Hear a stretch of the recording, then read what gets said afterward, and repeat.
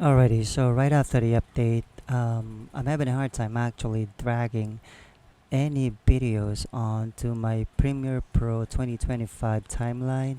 So let me show you here.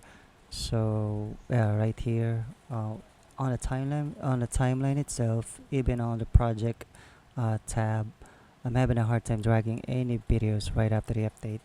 So yeah, I look at any forums, on Facebook groups. None of them was able to answer me, and not even on the YouTube videos. So what you need to do is to close your Premiere Pro application, and then just open file location. You don't necessarily have to go to the main folder. Just even the shortcut icon, and then right click, and then properties, and then compatibility. Make sure you untick the run as administrator, and then hit apply, and then hit OK, and then reopen your Premiere Pro.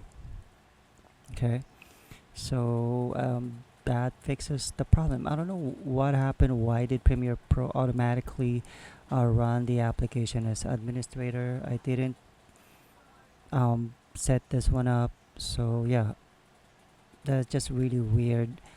Took me so much time and hours. Took me hours to find a figure it out, to figure out the solution on this one.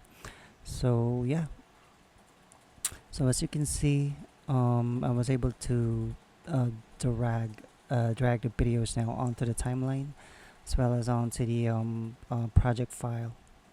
So yeah, that's pretty much it, and I hope this help you out as well. And yeah, thank you for watching.